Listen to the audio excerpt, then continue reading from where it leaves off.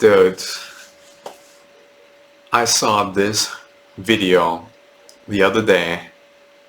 The most ridiculous thing I've seen in a while. And man, a lot of things don't shock me, but this one did. The headline, wow, after barraging an Asian American family with racist rant, tech CEO apologizes. Now, usually when I see headlines, the news, I understand, like I said in another video, this stuff is biased. They want to throw the wildest headlines at you because they want you to click, they want you to watch it, they want you to get outraged. They want things to scare you, anger you, anything that makes you click and give them money. Click, watch the videos, anything. And this is one of those things. It's 2020 in America.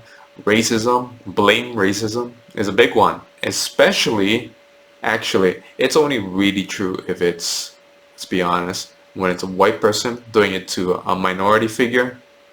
That's the only real time when it becomes actual news. If those backgrounds of the characters, if the actors in there change, it's not really as newsworthy.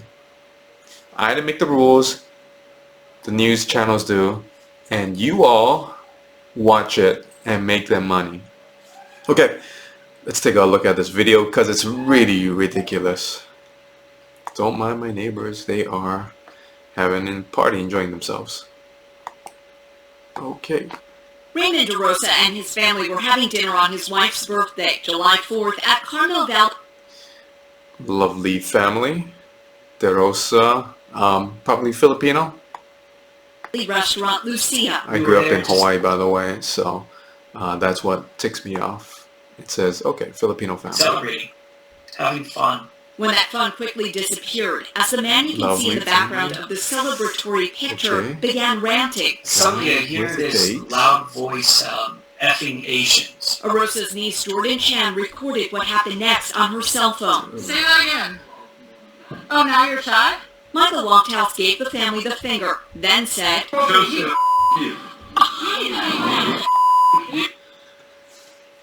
Well, that escalated quickly.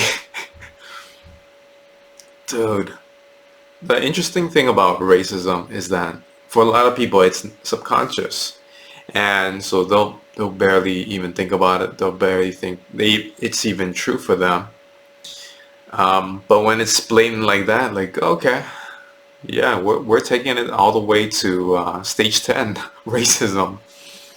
That's top tier racism. That's creme de la creme racism. And that's what we're seeing. Need to leave. You do not talk about that like that. You need to leave. Asian piece of Oh my God. He was full of hate and anger. It's sad that there's still I'll agree with that. people that are like that in this world, let alone in this country. a Lucia employee quickly stepped in. Do not talk to our guests like that. Get out now. Who is he? They are valued guests. Oh, they Yeah, she is. I admire her for that. In an emailed statement, the vice president and general manager of Bernardus Lodge and Spa in part writes, quote, "We are proud of our staff at Lucia in keeping Usually with companies Bernardus try to Lodge's be, core values." Michael Lofthouse also issued a statement. Impartial, but when it comes to something so disrespectful, doesn't matter what it is, racism or religion or I don't know, any reason, that's very disrespectful. I mean, geez, you're going to a restaurant, a nicer restaurant, I mean, there's drinking wine, right? And not like me where it's from a box or a can, from a glass.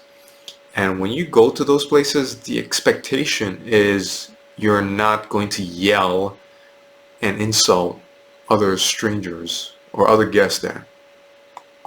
Writing, quote, "My behavior in the video is appalling.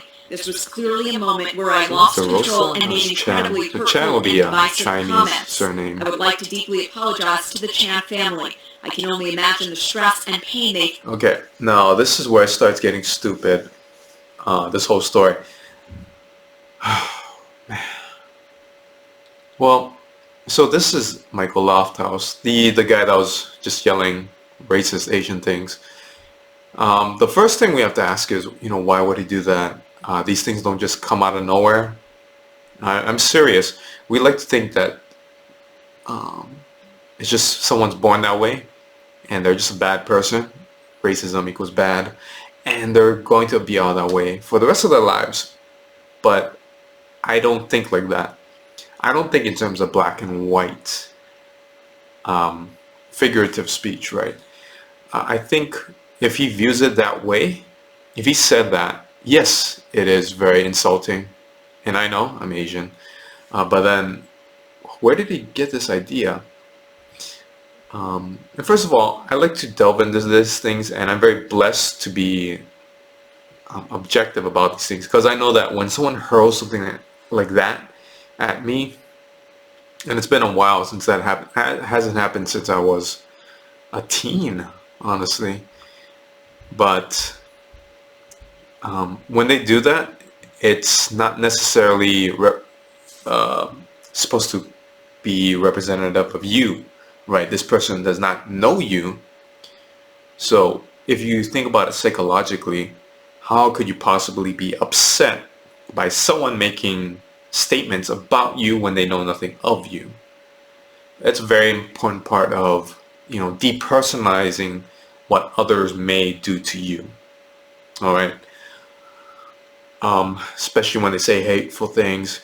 And so I can get past that. And so I have to ask, why would he do something like this? And the first thing that comes to my mind is he having a bad day? And I know what you're thinking. You're thinking, oh, so he has a bad day, so that gives him an excuse to be racist? No, it's not an excuse. I'm trying to understand behavior, the psychology of it. All right? Racists aren't born, they are made. Or they lie subconsciously in someone's mind. And yeah, if you're having a bad day, you're going to act differently. All right? It's the whole idea of thinking about a person's circumstances and how that might affect their behavior. All right. That's a bias, by the way, in psychology. When people mess up, we think it's internal to them, being run. When we're messing up, we're thinking, oh, it's because of the circumstances. Oh, I accidentally cut that guy off. I'm having a bad day. Okay, so I'm just doing that same idea. I'm giving others the benefit of the doubt. I'm not agreeing with what he's doing. I'm just trying to understand him. Okay, and by the way, if you understand the world, things like this don't scare you as much. Words like this don't hurt you as much. I definitely recommend you try and take some time to understand the world. So that's possible. Another possibility is that maybe for this person, maybe he had a very bad encounter with an Asian person. Maybe it was a date, or maybe it was a partner that betrayed him. I don't know. We don't know.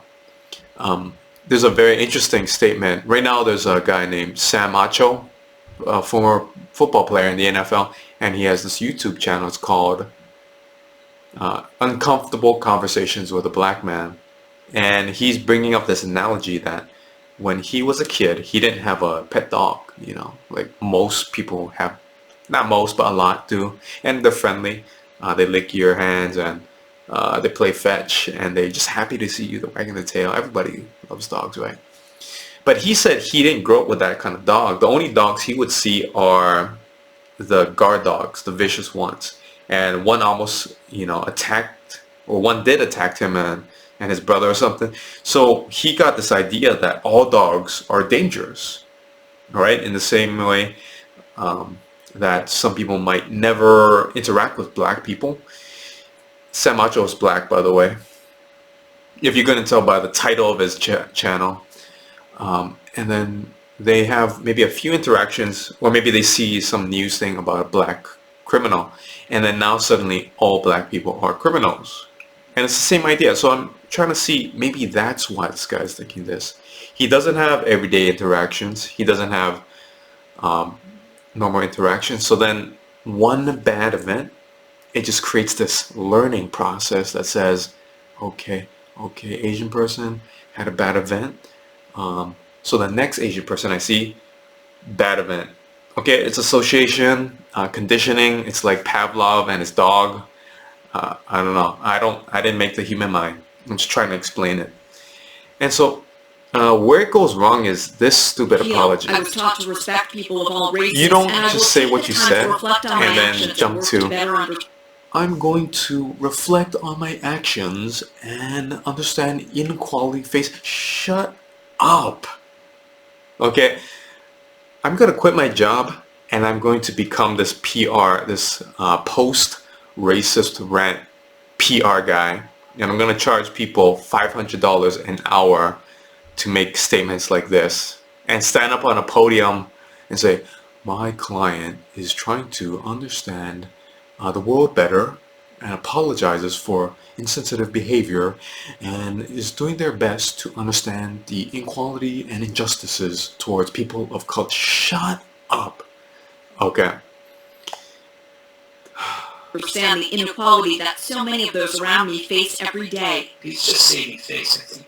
I think he really meant agree. what he said and what You don't he go did. from I don't believe his words. that all the way Because to the his other side. actions speak louder. And you than might as well the not words he even do said. that. Arosa says those actions in part include additional Instagram comments that appear to have been posted by Lofthouse directed at one of the family's supporters that include Asian expletive and come near me or my people and you are expletive dead. Lofthouse did not respond to a request for an additional comment about the Instagram post or his role More as and Solid more. 8 CEO, I'm just a thinking San about Francisco-based why tech he would company. think I this. can't say I mean, what he did was I love an was interview with acceptable him. or right. No, I wouldn't like an it is- interview just it to is understand because a lot and of talk people with him. will probably disagree with me by saying I forgive him, but I do. Melanie Woodrow, ABC 7 News. And you know, like I said before, sometimes we catch people on a bad day, and I don't take it personally. Some person honked at me while I was exiting a parking lot, and I wasn't going fast enough. But I don't take it personally. I was driving fast enough. They could have switched lanes. Instead, they went right around me, and then ended up right in front of me at the red light up the street. Okay. And so that's very important. And you know, one of the most important things I read when I was in middle school was this play. It's called 12 Angry Men. And with 12 Angry Men, it's basically a play. It's about 12 jurors in a criminal case. And as you know, when you have 12 people in that criminal case, they all have to agree innocent or guilty. And because of, you know, it's a murder charge or it's a major charge, right? And it's such an important play because it's a young man who's murdered somebody, all right? Young man from a poor neighborhood, up to no good, right? And it just seems like, okay, well, he got the knife, he was there, he grew up in a bad neighborhood. Okay, he's guilty. All except one juror said that, and they stopped and asked the question, you know, wait, hey, well, could it be that there was, you know, the witnesses, they were trying to seeing something. They woke up in the middle of the night to see the crime, but how good is your vision in the middle of the night? Don't they need glasses to see that? Well, wasn't there a train passing by? How could you see the crime if there was a train obscuring your view? And little by little, just by asking questions instead of jumping to the conclusion, they're able to reach an innocent verdict. Not that they believe the person is innocent, but they don't have enough proof. There's enough reasonable doubt, okay? And they set that person free. And in the course of that, they just reveal everyone's biases towards young men, towards poor people,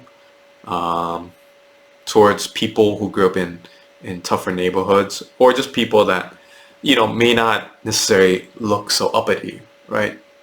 And that's the whole idea of that story. It's understand your biases, understand why you think the way you do. And also understand there's a human being on the other side of this. And I know it's hard. I think especially if that statement right there, if it rattles you to your core, I can understand why it'd be hard. But I think for the betterment of this world, we have to understand it is a person on the other side. This person was a little boy at some time, and I'm not sure what happened along the way that would result in this. And again, I'm not on his side. I'm not even a big believer of forgiveness. I'm just a big believer that we're all human, and we shouldn't jump to conclusions and just point fingers and all that. Everything that happened, him getting kicked out of the restaurant, yeah, it's deserved, but can we stop and just think about what is happening and maybe try to understand our fellow humans sometimes. That's all I have to say. I always like to inspire a little thought. Take care.